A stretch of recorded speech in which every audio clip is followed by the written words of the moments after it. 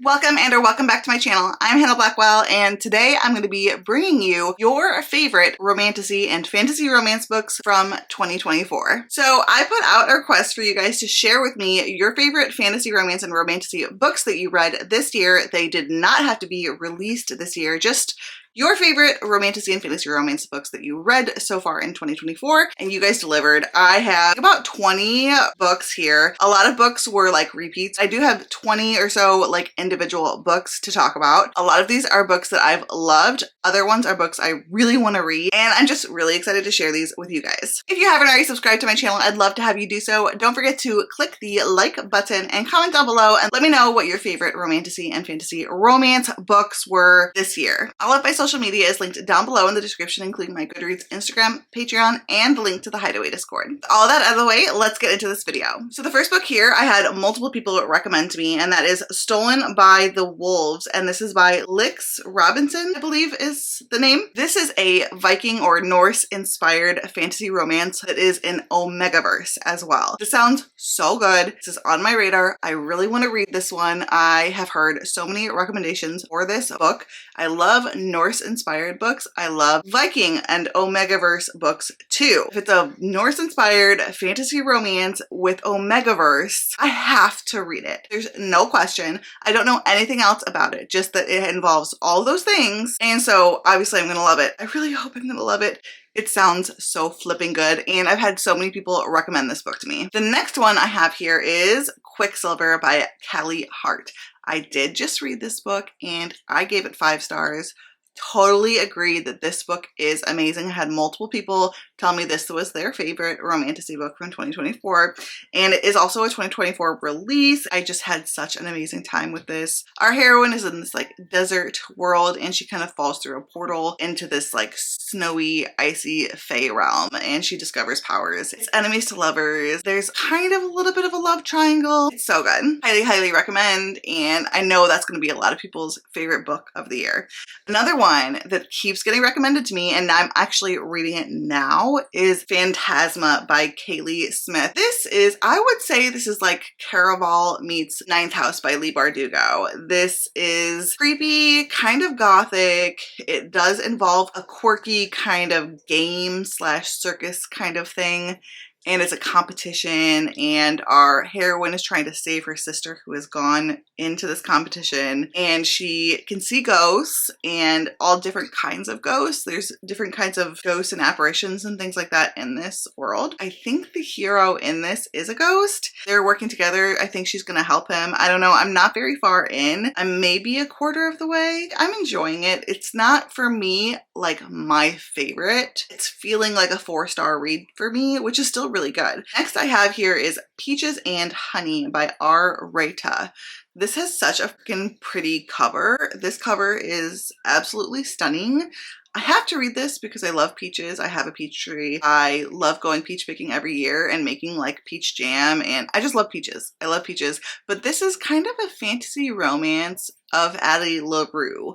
So our heroine, I think, like she is becomes immortal, but she is like somehow separated from people, like they can't see her or remember her or something like that. Like I don't know the whole synopsis. I know it's very Addie LaRue-esque. If you've heard of that book, you'll know what I'm talking about. She's basically immortal. There's only one person that can either see or remember her or something like that, and I think he might be our love interest, and he's some kind of magical being. I think it's supposed to be atmospheric and a really good fantasy romance. The cover just has me. I think there was a couple people that recommended that one and said that was like their favorite of the year. Okay, the next one I've been hearing a lot about recently, and that's Metal Slinger by Rachel Schneider. This has a really cool cover. It's got a knife on it. I've heard nothing but good things about this one recently. When I'm reading the synopsis, to be honest, it's kind of confusing to me. From what I can tell, it's going to be pretty political. There's some kind of rebellion brewing, and it does look like it's like an enemies to lovers trope as well. It's a bit of a confusing synopsis, but I've heard nothing but good things. The average rating is 4.35, which is pretty high. It's really popping off right now. Like a lot of people are reading it. I really want to get to this one as soon as I can. again. Okay, next I have Reign of Shadows and Endings by Melissa K. Rourke. This is a newer series that's out by this author. I know she had a different series that was like really popular, but this one I guess is super popular, but it's in the same world. From what I've heard, you can read this without reading her other series, but I think this is like a dark romantasy, like dark fantasy romance. From the synopsis, it's giving me almost like Hunger Games vibes. Like there's a selection, there's different sections of the city, and our heroine ends up being selected as like the source for the king.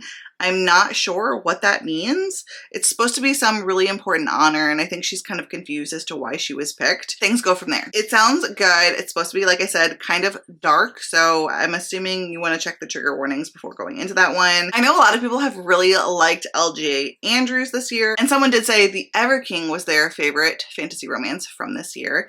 And I believe this actually takes place in a world that she's already written about in other books, but this is like a pirate fantasy romance.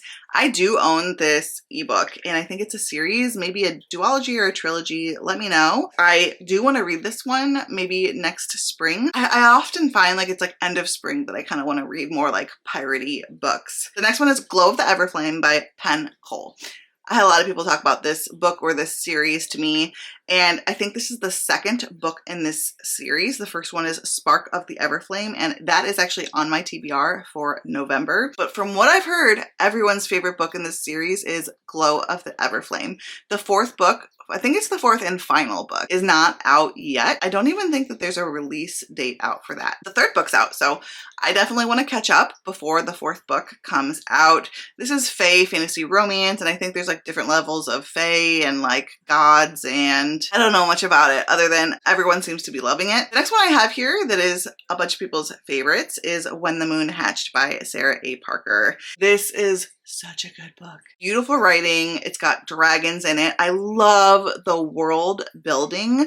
I really love Sarah A. Parker's writing. It's definitely not for everyone. She's very flowery, and she has a certain way that she likes to build a story. It's kind of like she likes to drop you in the middle of a story and then have you figure out what happened before at the beginning of the story. Like she doesn't give you all of the information and you have to try to glean it out, and she kind of keeps a lot hidden from the reader. So if that sounds like something you might be interested in, check it out. Some people hate it, and I get it. I understand. Like I know a lot of people like DNF it. I feel like people either DNF it or give it 5 stars. I love her writing, and I thought this is such a good fantasy romance. It's up there, probably tied with Quicksilver for me this year for my favorite fantasy romance of the year. Fear the Flames by Olivia Rose Darling. This one got picked up and it's been traditionally published now, and this also has dragons.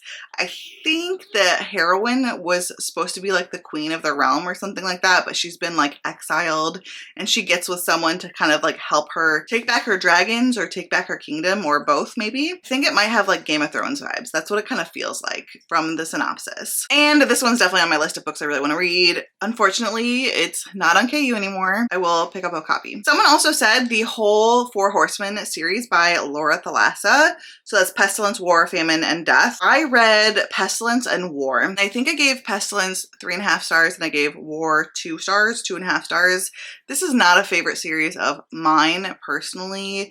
I have found that Laura Thalassa's writing and me just don't mesh, and that's fine. Like I know a lot of people really like this series, and so I'm really happy for you that you have really liked it. I know it's very popular. I wish I liked it more, especially War. I thought I was going to love that one. But this is like about the 4 horsemen of the apocalypse, and each book follows a different horseman and then a human woman who has an enemies to lovers type of romance with that horseman. So the first one is Pestilence, then War, Famine, and then Death. And there is a little bit of an overarching plot, so you do definitely want to read these books in order. Someone You Can Build a Nest In. I was so surprised by this because I thought this was a horror, and I guess it is a horror, but it's also like a cozy, and it's also a fantasy romance. So I guess there is a very strong sapphic romance plot in here, and it's very much a fantasy romance, but it's also a horror and a cozy. It sounds like it might be like a perfect book for me. I have to wait until I'm in the right mood for that. Lately, I've not really been in the horror mood. I do get horror moods where I just only want to read horror. It's not very often, but it happens. The next one I have here is King of Flesh and Bone. And I think they actually put on here like the whole series. So King of Flesh and Bone and Queen of Rot and pain.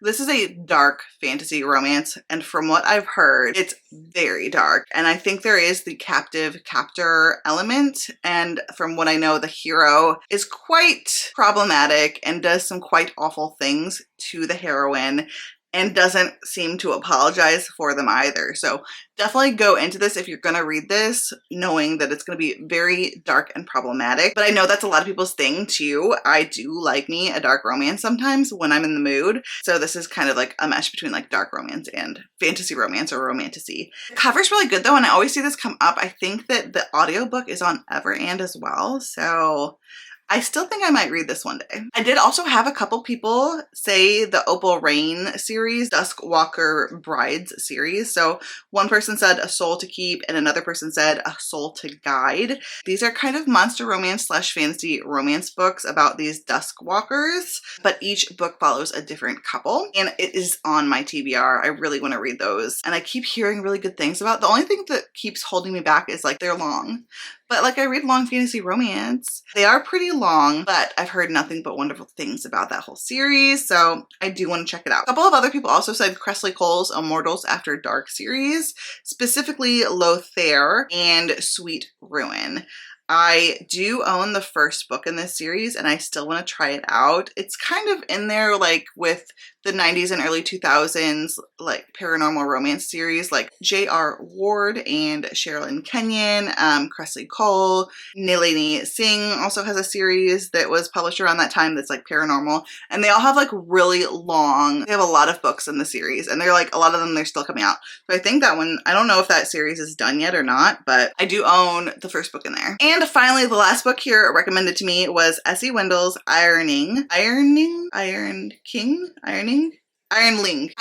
Okay, so S.E. Wendell's Ironling, and this is a fantasy romance / monster romance, and this is the second book, I think, in this world, but it does follow a different couple from the first book. That first book, I think, was on one of my recent TBRs, too. I really wanted to read that one. I don't know anything about this. Maybe he's an orc or a half orc, but from what I've heard, this is a really sweet, cozy, cute, heartwarming, but like just really nice fantasy or romance series that is just very like cozy and really good. So I want to try this series. I'll probably start with the first book in here. Let me know if you've read this. So there you have it. Those are the 20 books that were recommended to me as some of y'all's favorite romantasy and fantasy romance books of 2024. If your favorite fantasy romance or romantasy book did not make this list, leave it down in the comments and recommend it for all of us so that we can try it out. If you haven't already subscribed, please don't forget to do so. Don't forget to click the like button. All my social media is linked down below in the description. Until next time, fellow readers, keep reading and living your best life. You're trying to stay strong and fake a smile until I look away.